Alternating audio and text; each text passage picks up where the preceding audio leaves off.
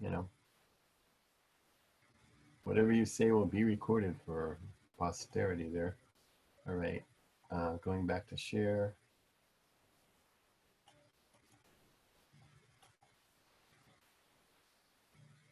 So let me just make sure this is on the recording.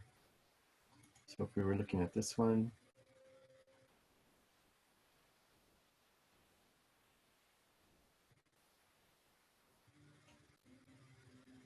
again, to remind you guys, complete rough draft on the 28th of April, final draft on the 11th. If we went down this page a little bit, which we should be able to do, here it is. There's a video to watch. I'm not sure we're going to do it. If we do, I'll show you. I mean, we'll do it. And then these are the directions, so the comparison essay directions. And so it's talking about possible points of comparison, what they could be. We're looking at, we're wanting to know what claim are they making, what evidence do they have. And in other words, you're looking at these articles to analyze them in terms of content and then how they do it. So sometimes the way they make a claim is deceptive a little bit. So you may want to talk about that, what the argument might be. Is it a short-term argument? Is it a long-term argument? Is something left out in their sort of logic of thinking about why this would be the thing we should do? So you're going to compare those two, and then what you want to do is argue which one do you think is better. But to do that, you actually have to evaluate which ones you think would be more effective. So maybe one is long-term, so it's 5 years out or 10 years out, but the impact would be huge. Whereas something else is short-term and the impact would be immediate, but not so big. So we want to look at something like that. We don't want to talk about anything like,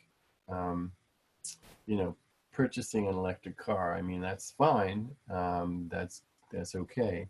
But we would want a broader subject. So you might be talking about lowering carbon dioxide by looking at how we travel, how we get from place to place. And in that way, you'd be looking at not just, say, electric cars, but the whole process of that. And then that would be a reasonable topic. Electric cars is not a reasonable topic. It's just too small. There's not a lot to say. Get one, don't get one. And you're going to find out that with an electric car, the battery itself is huge, produces huge pollution. Maybe not worth it, actually. People don't talk about that, so there would be stuff that you might learn. And then we have certain vocabulary when you're comparing these things. Extend, corroborate. Extend means to add on to say what somebody else has said. Corroborate means these articles both sort of agree on certain things. Complicate means that maybe one article, based on what the other article says, introduces other ideas that, question whether the first person was maybe correct or fully correct or had the background to do it. Contradict means to completely argue against it. Like, no, that's not the best thing to do. Correct would be to, the person says this, and you might read two articles about something that's similar. One person says this, the other person says that. It turns out that maybe one is out of date, or one had the wrong sort of logic in their thinking. And then sometimes it's actually a debate of each other. Sometimes they totally disagree on what should be done. So you want to examine those perspectives and what happens or what we can learn when they're brought together. And so that's why this is the comparative vocabulary that you're working with. Okay, and then the pre-writing. So just some basic things you would probably do. What's similar and what's different between the two things. I think looking at time is really useful. Results is really useful. What size of a change would this make? What difference would this make? You want to brainstorm before you write your thesis. So be pretty clear in how you're going to look at these two pieces.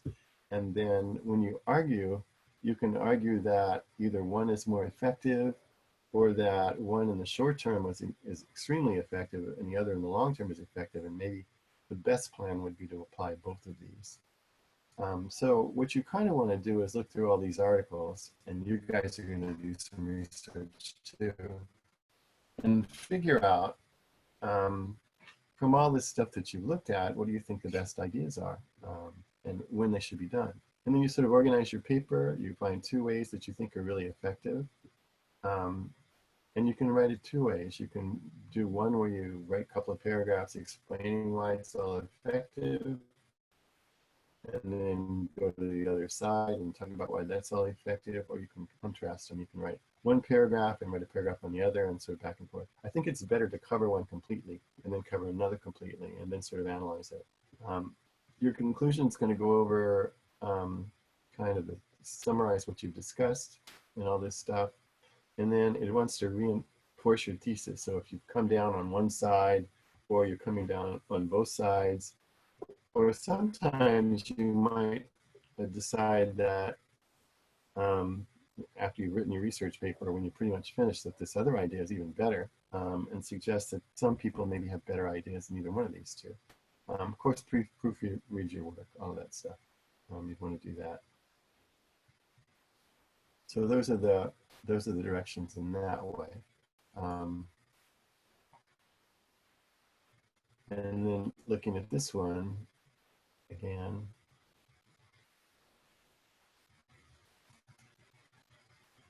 which may or may not come up. It seems a little slow. I think everybody's on. So the writing prompt takes that idea and then says, hey, by the way, it's an argument.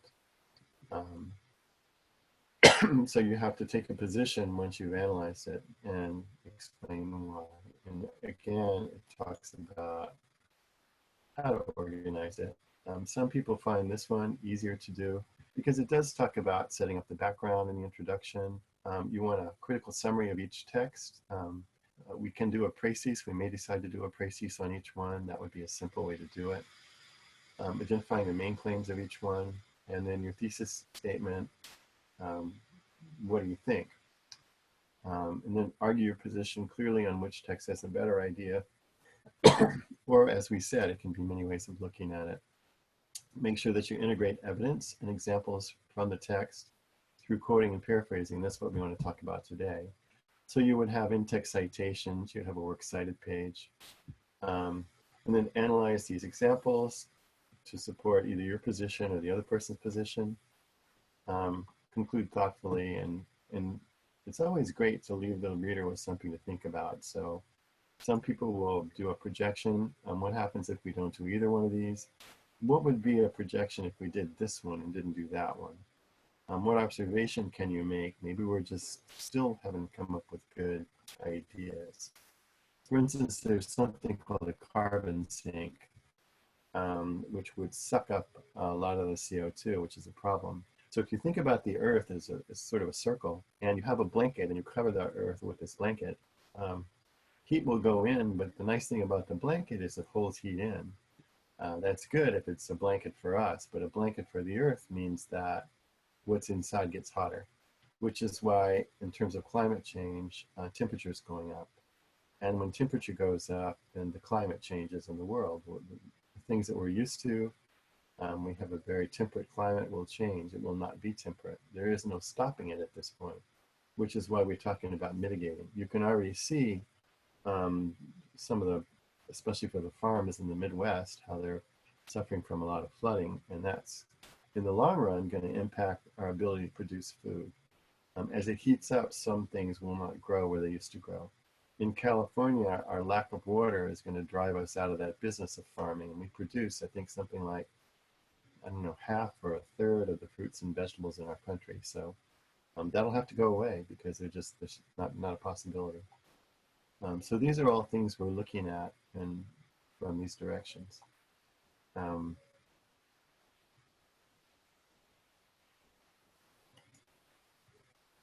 In terms of those articles, this is one that's pretty good. These are sort of base articles. So this one is Global Warming 101, or everything you want to know about climate change. And so if we go through this, it's question and answer. So what is global warming? People don't know what causes it. Gives you some ideas. and talks about what the main sources are. Uh, Coal power plants were the biggest polluters, but the coal is going away. So I don't know. That might be, this might be dated almost. And then second, in terms of carbon pollution, is the transportation sector. But if we were looking at methane, which is worse than carbon in terms of the blanket, a wool blanket versus a cotton blanket, then we're looking at business because the Trump administration has just reduced the need for businesses to report or control the carbon. So it's going to accelerate climate change. I think he's thinking of money, but on the other hand, he's not thinking of the future, which you guys are going to be living in. So it talks about the EPA and some of what's going on with that. Explains how it's linked to extreme weather, other impacts. There's a list of things, just make it easy. What are we doing to prevent it? All this stuff. And this is an interesting one. Is it too big to tackle? So I don't want to think it is at this point because this is your life. And I don't think you want to live through this craziness that's going to be happening. I like this one because it's a cartoon, and what it does is sort of capture the two sides of how people are looking at it. So some people are feeling like they don't see it. So why are we spending all this money? Maybe it's just a fake news. Why would we do it? And so this is a regular person with not much information. They believe that if they think something and their friends think something, that's better than facts. And that our world has kind of come to that. And the scientists are on the other hand are saying, look, let me just tell you what's happening here. You may be seeing some of this, but you may not see a lot of it at this point. So rainforest is a big deal, but nobody's really protecting those right now. And the country that has the majority of the rainforest is clearing them as fast as they can, which means that where we get our oxygen is, that was huge. And the other thing about rainforests is that's where the diseases are coming from. So this COVID stuff, there'll be many more of those because there's all kinds of things locked away in the rainforest that we haven't seen in, 1,000 years that we may not be able to survive. So there's many reasons not to destroy the rainforest. Sustainability is important because if we want to slow it down, rather than buying, new clothes all the time, if we can, go to the Goodwill or I don't know, what is that, Poshmark thing or something like that, where you buy stuff, you're not buying new. We extend the time, and it takes something like a couple hundred gallons to make a shirt of water. Creating green jobs where we don't really produce pollution, excuse me, or green jobs where we're changing the sources of our energy. It's not like we'd all lose our jobs. Making cities that are livable. So back in the 70s, excuse me, before your time, we had things like acid rain was fairly common in big cities. And excuse me, so the rain would fall. It was acidic enough that it would eat the brick on buildings. It ate holes in cement. It was crazy. If it fell on living things like trees, it would kill the leaves. You can still look in Michigan now, and they're still having acid rain there because of some of the pollution they've got. And if you're driving down on the highway, it's beautiful, beautiful green, and all of a sudden you see there's all these dead trees, and you're wondering why. Well, it's acid rain. It's falling, and on the trees, and it just kills them. They're just dead.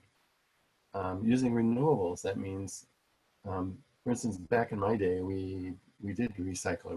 We used things over and over again. I remember my grandmother, because she lived through the Depression, she would save the meat trays, the plastic trays the meat come on, she would wash it, and that would become our paper plates. She did all kinds of things like that. And in that way, she was very green, if you think about it, but she was also trying to save money. Maybe we'll go back to that. Having clean water and air is super important. Our water is already acidifying around San Diego. California is running out of water, so it's going to be critical. And it actually is critical now, just nobody's talking about it. Air quality is going down.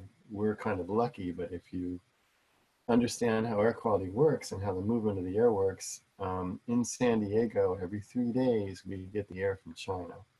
If you can imagine how good that air is. So the air doesn't stay over China, it moves. So we're actually sharing in that pollution that China's sharing in. In the long run, you want healthy children. You guys want to have a healthy lifestyle. We're already seeing cancers in children. We're seeing levels of autism in children. That's ridiculous. There's all kinds of chemicals that are out there that we can't take back that are constantly, impacting pregnant mothers and the development of their child. We can't take that back. We can try to figure out what to do to mitigate that again. And again, it's partly climate change and it's what's happening because of pollution. So these are things that are kind of important to discuss. So that's that. Let me see. Are any questions on that, you guys? So again, watch the video because we go through these things really fast, and in that way, you can remind yourself of this stuff. And I mean, if I were watching it, it's a lot. I agree with you. It's just overwhelming. And you might need to just pause the video. Wouldn't it be nice to just stop the video, go have breakfast, come back, and then maybe look at it again? It would make more sense. But we're going to, since we're recording it, we're just going to keep going through it. Okay. So now we're going to look at the research part. Not all of it today, but some of it. So here we have a lot of forms that are going to be useful to you. We're going to look at this. This is our videos that we want to look at today. If we looked at this one, and these are handouts that I have, but we're going to be looking at these next time. So this one is sort of talking about how do you format? I mean, when you write a citation, how do you do that? And so these are the kind of rules that may not make a lot of sense to you, but within, it says the first one, for instance, within the parentheses, there will be an author's last name and a page number, if it's a book, if it's a printed source. If the author's last name has just been mentioned and the readers already know who's cited, don't repeat it. So then you would just use the page number. So it's explaining things to you. There's never a comma or a P anymore in a citation. So, okay. So there's some rules here. And then if we just go to the next page, which I'd like to do, we're going to see there's kind of an overview of what kind of citation, what forms does it take. So this is an exercise, and I'll have you guys practice next time, to begin to identify a phrase, especially if it was phrase and summary. What's the difference between those two? Summary is to condense. So it might take several paragraphs, but it could take a whole chapter to condense it. You'd still have a source. Still put a source over there in citation, because it's not your idea. And you want to give yourself credit for doing the research, and that way elevate the credibility of your own people in your research. If it were a paraphrase, a short piece, it could be some sentences. You might be paraphrasing because it's too high level, and your reader is not going to know that terminology. If we were, some of that terminology is too difficult for people to understand, so you would bring it down, be paraphrasing. Sometimes it's old-fashioned, like some people can old-fashioned vocabulary, people know some words, you paraphrase it. This means putting words, the same content. Some people will say it has to be the same way. I don't think it does. I think you just have all the ideas there.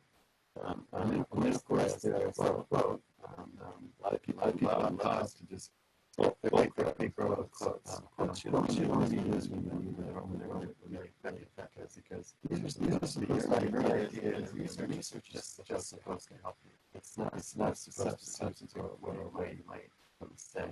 Now quotation is what they say better. You can use it. But your paper can't have 20% of that's quotation, that's very high. plagiarism, of course, is when you put something in, maybe says you somehow introduce your idea is a little long. Um, or you just got a lot soft and you can't find a source anymore. They just put that in there. I know. I've done this a lot, and almost tell when it's research and that's not. So we'll be looking at those kind of things. And then once upon a citation. Yep, you're ready, sorry.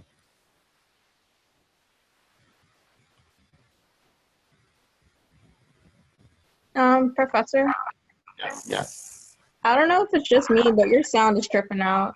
I wanted to say something, but I felt like it could have been just me. Yeah, it's me too. My sound is happening right now. Yeah, it's just kind of staticky. It sounds like you're in the void. Oh. Well. So can you help me out now? Or is it still trippy?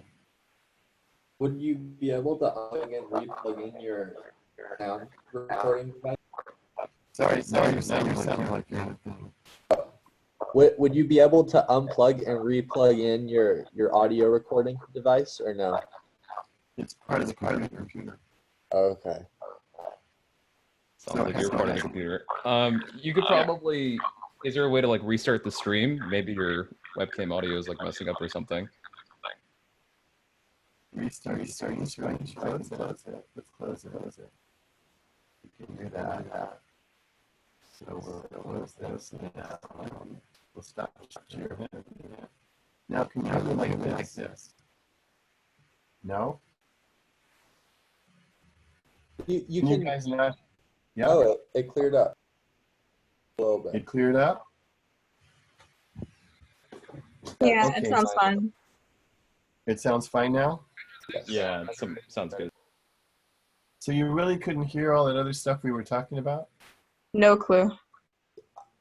I could understand it kind of. It was echoing and staticky. Right. Okay. Yeah. You guys are also echoing for me. I'm not sure why. I don't know if this is just bad internet today.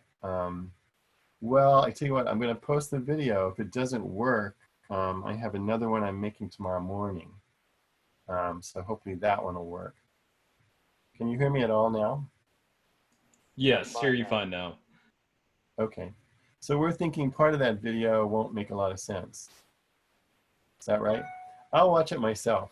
I don't know if I can change it at all or fix it at all, or if it's better once it's recorded. If it's just us talking, I'm not really sure what. Oh, it says echo depends on who's using headphones with their mic or speaker with the mic. Is somebody using headphones? Yeah, I mean, I'm using headphones, but I unplugged it to see if it was headphones, and it didn't make any difference. Okay. Oh, he says headphones keep it from echoing. Okay. Well, I don't know because I'm not using a headphone, but I'm speaking, so headphone wouldn't help that. Well, let's continue on with it. We get it done. And then again, I'm going to do this again tomorrow morning. So if I listen to this and it didn't work, then I'll do it again tomorrow morning with a different class. And still, I'll post that. So we'll see if this works. Okay. Thanks for telling me that. But okay, so let's get back to this piece. Now I'm going to restart it, right? So it should be, actually, I think I'll restart it before I share. See if I can work that out.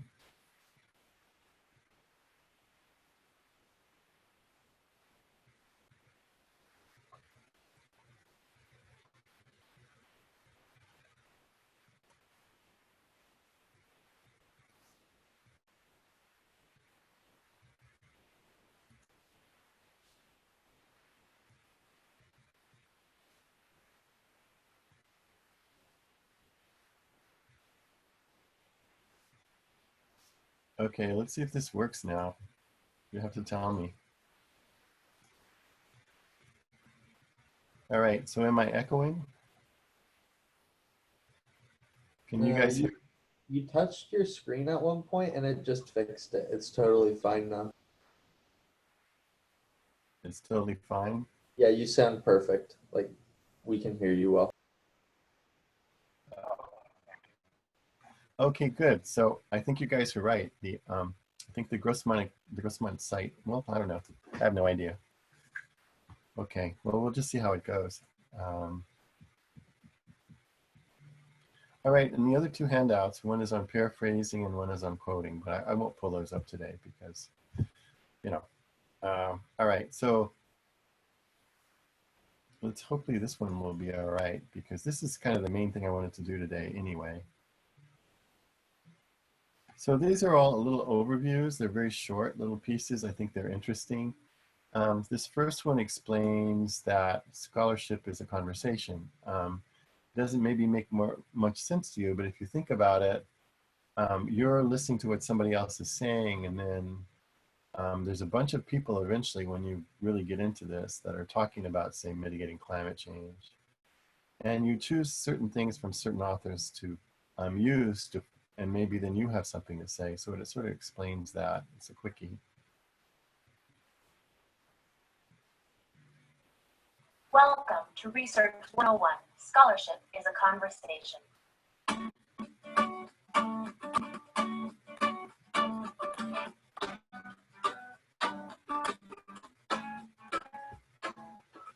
Published articles and dissertations form a discussion argument in addition to our understanding of the world. But wait, what does that mean? Well, you know when you're at a party and there are a lot of different conversations going on at once? In one corner, people might be discussing climate change and pollution.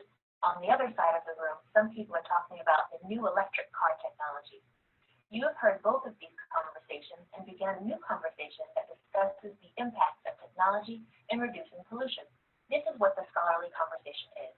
It's multiple people writing and publishing their ideas and hoping that others will pick up and use this information to form new conversations. Now, this party is really huge. There are a lot of conversations happening at once, and not everyone agrees. In all of these situations, you're just hearing a part of the story from a few voices. Any given piece of scholarly work does not represent the only, or even the majority, perspective on the issue at hand. A single source represents just the view and research of that author. Additionally, you're entering the middle of the conversation, certainly not the end. When you're conducting research as a student, it isn't possible to read every article on a certain topic. However, you should read some articles to get a sense of the context for the research related to your topic. As you research, it's necessary to evaluate the work of others, but also ask yourself about printing work and information. As a student, you can contribute to the scholarly conversation.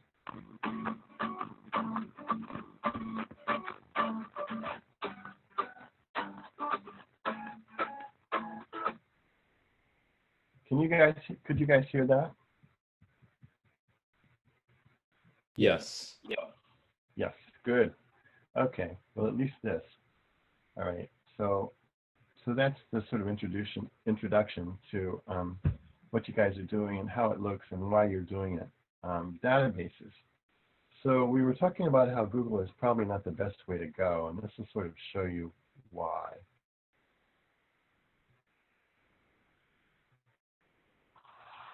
Hello, I'm Bud, and I'm going to show you why you need library databases for research. By now, almost everyone is familiar with searching the web. But do you ever stop to think of what you're searching? Google, Bing, and Yahoo only give you free access to what companies and people have made available to the public. This is great if you're shopping or browsing movie trailers, but it's limited when you need to find information for research. Unfortunately, unlimited access to reliable information is restricted because many publishers want to be paid.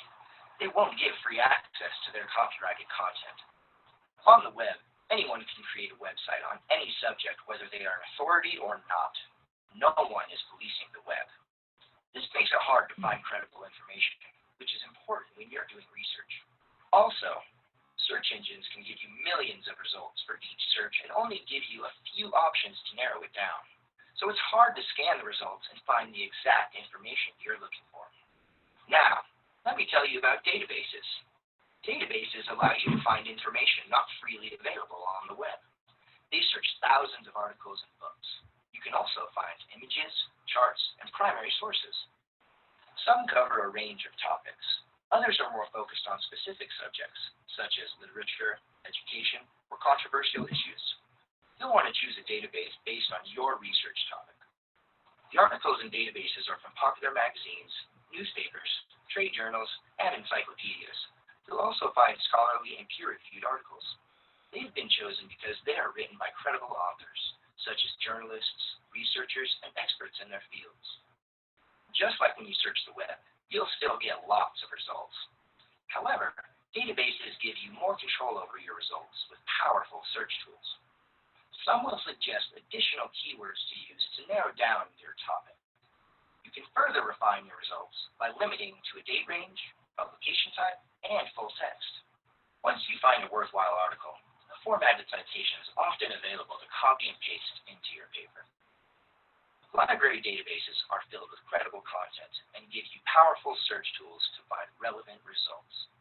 When you search a database instead of the web, you will spend less time searching and find better information to support your research.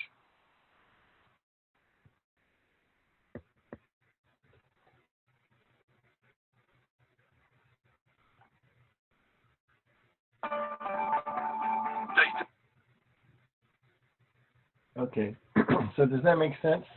Why you wouldn't be going on Google? I mean, one good thing is you can limit your searches. You can be much more precise in what you're doing. Okay, so then we'll look at this one. This is, now I'm thinking that you've already seen this one. So maybe we'll look at this first again, and then we'll look at that one. Yeah, let's look at this one first again. And then the reason we want to look at this today is because this one moves into this one. And if you don't remember exactly what was in this, you probably won't be able to understand this next one.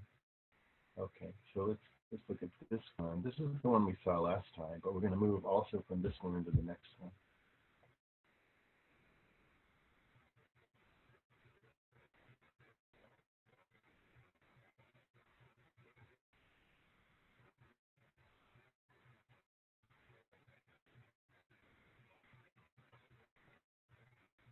Hey everybody, my name is Felicia Kalker, and I'm a librarian here at Rosemont College. I'm making a short video to show you how to access library materials from home.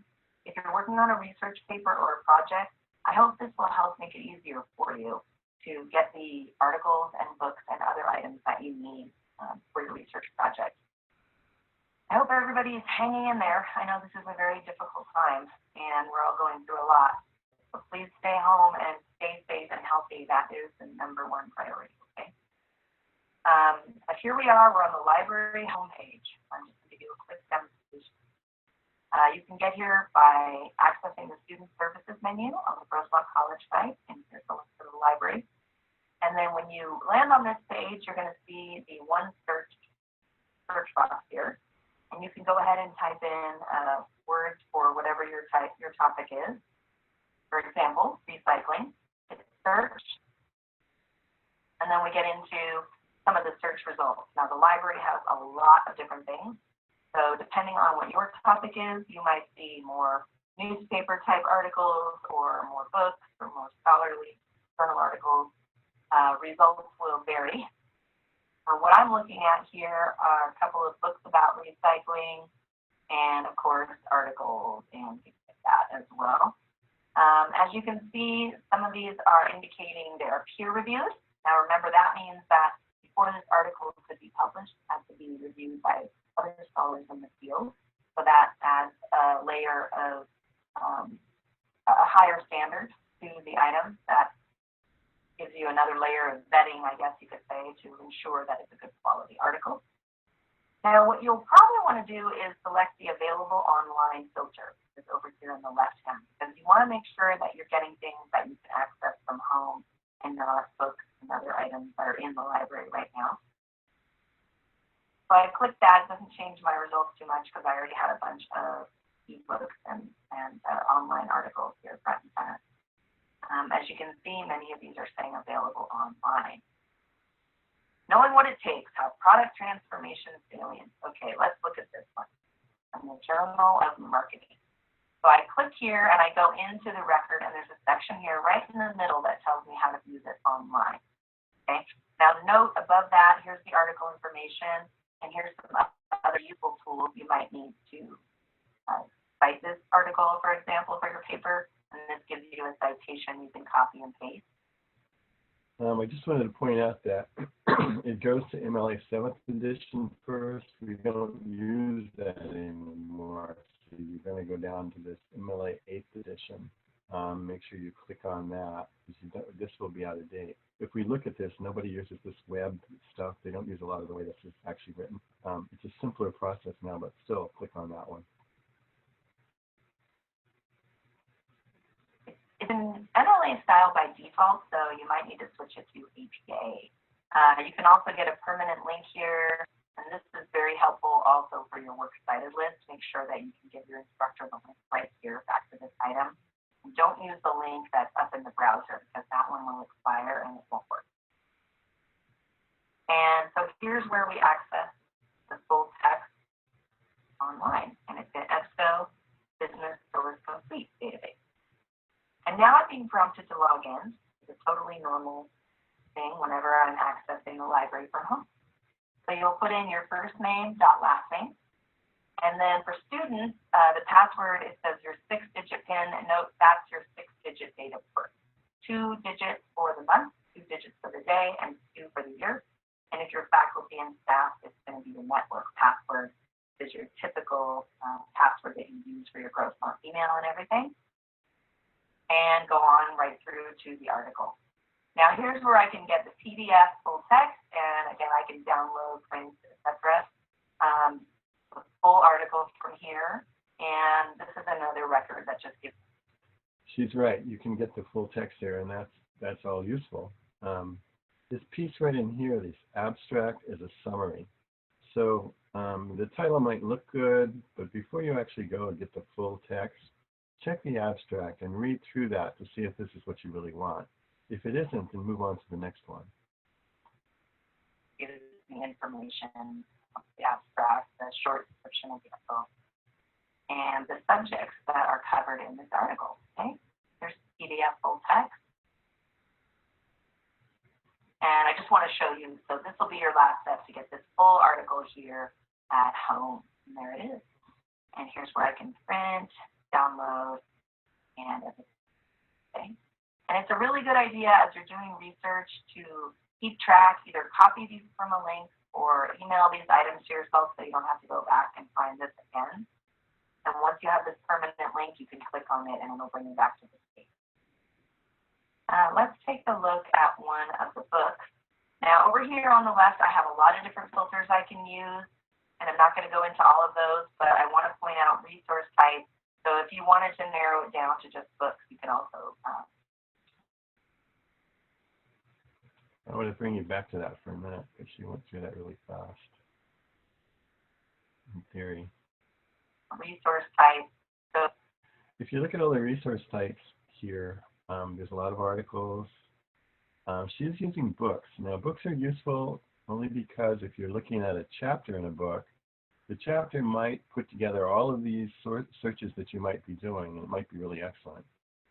Books are not necessarily topical. Sometimes the books are, the information's a bit out of date. So I can look at this one right here, and it says it was printed, this Second Life for Cigarette Butts, but anyway, February 2020 sounds really current.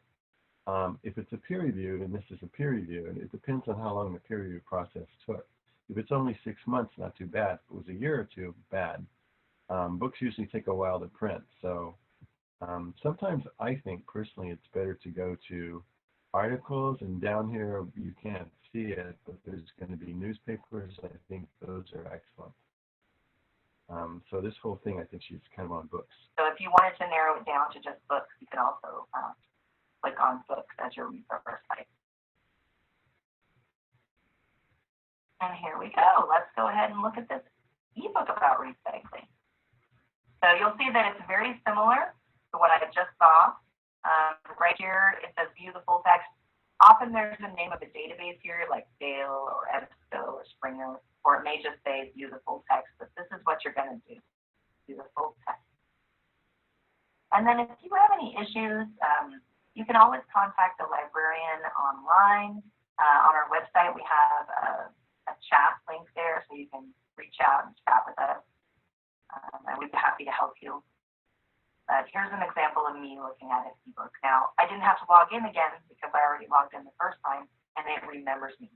If I start a new session or I use a different computer, a different browser, then I would have to log. So here's the table of contents for my ebook, many different chapters about recycling. And just remember that when you're using an ebook, it's good to look through the table of contents because you might not need to cite the entire ebook. You might just need to use a chapter or two that are really. That's a good point. If you guys do use a book, don't cite the whole book. Cite the part in it. If it's in chapters, cite the chapter, and that's not the whole book. Right on topic for you. So that is the quick and dirty version of how to access library resources from home. And I will have a few other videos that I'll be sharing if you're interested in some more advanced search strategies. But I do encourage you to explore some of these filters here on the left. So she didn't say much about subjects. She probably will at some point. But if you notice, what she was looking at is broken down into these topics. And the number over here is the number of articles or sources that there would be for, if you decided waste management is really what you want to look at under recycling. If you were looking at something like more like sustainable development with recycling, then you might click on this topic. So you can actually narrow down your search in that way, or sometimes it expands your search. Like the subject filter, which really helps you figure out how to get down to the most relevant articles that are really on your topic, like recycling. I could click this if that was more specific than the ones that I mentioned before. Okay, good luck everybody. Stay healthy, and I'll see you soon.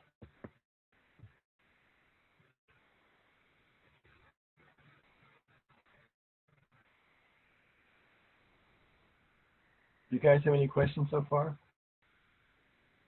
Okay, so the next one is where she does, and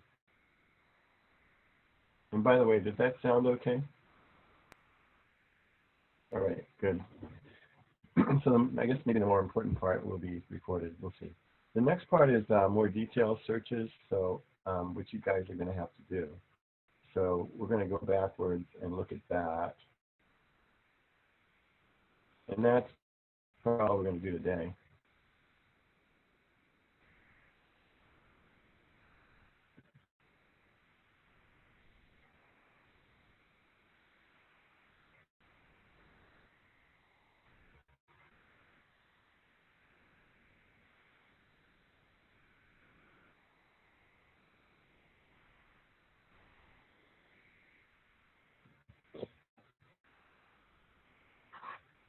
Hi, everybody. My name is Felicia Calker. I'm a librarian here at Riverside College. I hope everybody is doing well and hanging in there. I'm making this short video today to show you a couple of advanced search strategies when you're using the library databases from home. If you haven't seen my previous video on how to log in and access the library from home, please remember that your login information will be your first name dot last name and your 6-digit date of birth. 2 digits for the month, 2 digits for the day, and then the last 2 digits of the year. Okay, so today I'm going to talk about what to do when your search results are not what you had hoped for, and a couple of advanced strategies you can use to get better and more relevant results. So when you're trying to access ebooks and articles from the library, sometimes you just type in those search words and hope for the best, and sometimes you get great results. Other times it doesn't quite go that way. So here's one example of what can happen. I typed in almond health benefits right here in the search box. And as you can see, my search words are coming up all over the place. So they're highlighted in yellow in various areas here. In this case, they're highlighted in the title, and here's a short little blurb. And here they are again in the title of some of these other items. Now, sometimes they're not, the results are not quite right. Like here's one that says agricultural biomass-based potential materials, and I don't see my words in the title, and I kind of wonder, why is this coming up? And also on this item here, it says caffeine may be the answer. I'm not sure what that has to do with almonds. So we can actually, we can click on them and look in and see, well, where are my search terms here? Not in the main subject of this article. Actually, this is an ebook. They're not in the main subject. Not really mentioned. I don't see almonds mentioned here in the abstract. So somewhere down here, there's a mention of an almond. So if this kind of thing happens to you, what you can do is use the subject limiter here on the left. We call these things filters or limiters because they narrow down your search results. So you can see here that I have several choices. I could choose nuts, nutrition, but I really want almonds. So I'm going to go ahead and click on the subject, almonds, and that way I can make sure that almonds is the actual subject of all the articles and books that come up in my results. Okay, so now yes, almonds, almonds, almonds, almonds. Okay. Okay, so search strategy number 1 is to use the subject term and to familiarize yourself with how those filters can help you get right on topic. Now I can keep doing this. I can do this again. I can say, yeah, I really want to know, how almonds affect, let's say, heart disease, and then I'm down to only 11 items. Okay. So what happens if the reverse is the problem? It's not that you need to narrow down your results to make them more focused and relevant. Instead, what if the problem is that you're not getting enough results? So let's say that I'm searching for the health benefits of almonds. And I've gone ahead and I've selected almonds as my subject. You can see that my filter is active here. Now I've only got 112 results. Now let's say that I skimmed through these and for some reason these ones are just not quite right. They're just not giving me what I want. They're just short articles, or maybe they're just too scientific. Let's just say for some reason I need more. I need more results, and I'm sure there must be more than just 112 items that talk about the health benefits of almonds. Well, one of the problems is that if those particular words, health benefits, were not used by the author or the person who is indexing the article, then it might not have come up. So instead of going back here and looking at the subjects again, which would further narrow my results, I can see there are many different words that are great here, like nutrition, diet. What I could do is I could do an advanced search, and this will help me to expand my results. So it's the opposite of narrowing down. Now I'm expanding back out because I want more to choose from. So if this happens to you, you can do an advanced search, and I will go ahead and I will leave almonds as one of the main subjects. I could actually change it to almonds or nuts, but let's just leave it with almonds. Okay, so almonds is the main subject, and any other field could contain health benefits, or maybe wellness, or nutrition. Now, when I put in these big "ors" here with capital letters, what I'm doing there is I'm saying that any one of these terms will be good for me. So if they didn't call it health benefits, they called it wellness.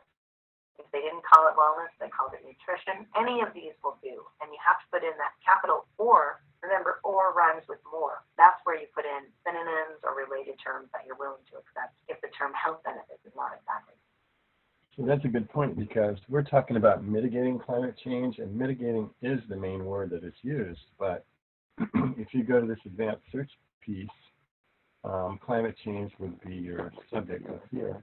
And then you might do and then do the mitigating and do that thesaurus little click on it and see what else they suggest. And then just, if you think those words make sense, place them in there when you're doing a search. Okay, so now I still have almonds as part of this main subject, but I'm going to expand this out to include other terms beyond health and hit search. So this is advanced search strategy number 2, is to actually use or and synonyms to expand your results. Now I've got 286, where before I only had 100. Gives me more to choose from, okay? I may get some of the same ones, but I also should get some that I didn't see before. Now, you have to click load more results at the bottom of your screen every time that you want to continue. So here we go. Okay, so I got all sorts of different things about almonds and nutrition and guidelines, how they can help you avoid all sorts of problems. Okay, now for my third search strategy of the day. Use one good article to find other good articles. So when you can actually find one that you like, and you just have to find one that you like, okay? So, for example, here's one, okay? This is a peer-reviewed article, which means that it contains, research that has been actually verified by other scholars in the same field before it was published. It was published in the European Journal of Clinical Nutrition. You can see from the title and from the description that it's really what I want to read about. It's a randomized controlled trial, and it has to do with all the different effects, health effects, dietary. Okay, so look at this. Okay, so it tells you here, exactly how they did the study with people doing almonds or no almonds, and here's the results of the effects. And it says here that their conclusions: almonds provide post-ingested metabolic and appetitive benefits. So there you go. Okay. So let's say this is the perfect article. One thing that I can do is when I'm looking through the actual article is I can look and see, does the database provide me with more like this, similar? And also down at the bottom, does this article cite other articles that I might want to read? I'm scrolling down here, and as you can see, there are many notes and many references to other articles, okay? So we could actually, I might want to look at this, acute and second meal effects of almond form, okay? Or slower release dietary carbohydrate improves second meal tolerance. Or maybe I want to read nut consumption, body weight, and insulin, okay? Well, once I've found some of the other sources that are cited by this article, then I can expand my reading to include the similar material that this author and these authors have already reviewed. So this is something where I could copy and paste this title right into the library homepage. And in fact, I can also do a search to see if we have any of those articles here at Grossmont. Okay, so down here at the bottom, it says find sources that cite this or sources cited in this. And that's really fun because now, instead of having to copy and paste a bunch of titles, I can click that and then go ahead and look through for the same ones that I'm looking for. Almonds in the diet. Okay, great. Snacking. And there's several that I can choose from. Maybe some will be more relevant than others, as always. So in general, I hope that some of these search strategies will help you. We go back a step here. Just to recap, we talked about using the subject terms when my subject contains almonds as opposed to the word almonds being somewhere. Then I'm getting more relevant items because they're about almonds. We talked about using the or capital letters in the advanced search in order to bring synonyms for terms that are close enough to what you mean to expand your results.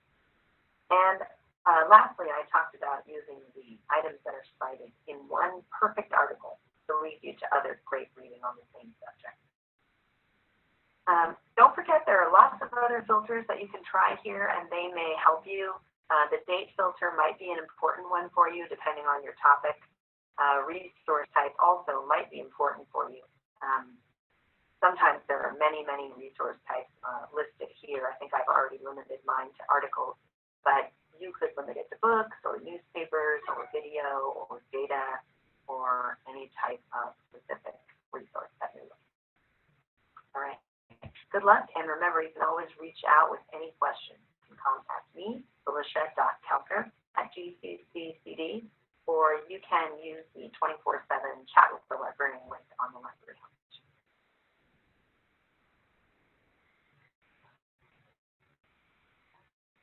Okay, thank you, and be well.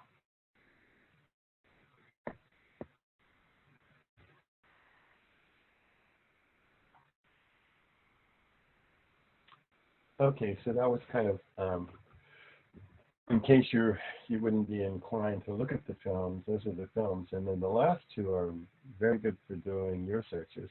For instance, if you were doing a search and you know you want to do mitigating climate change, but let's say climate change is your subject, and you were going to type in and mitigating. Well, okay, that's good. Or you might want to change it in ways to mitigate, or you might have different synonyms that you would use. So you would want to add those to increase your ability to search. One more thing I wanted to show you before we go.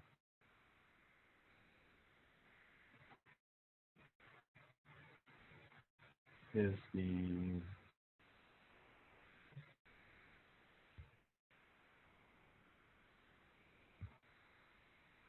so under modules, if you look on the left side of your page, on your Canvas page, if you look at modules, this is something we're probably going to look at next time, and you can look at this ahead of time if you want to. So it's more specific in terms of how to do this. So if we click on that, these are the things you would be learning in this one, so it's pretty good. It tells you what you're going to be doing.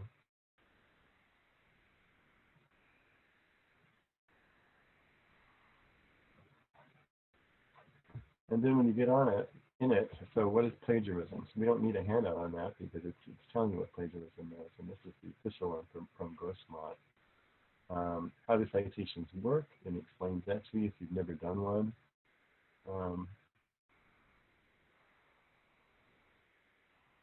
Copyright, so if something is copyrighted, you might have to have permission to use it. Most of these things we have on Grossmont are what they call open access, public domain, which means anybody can use it. You're allowed to use it.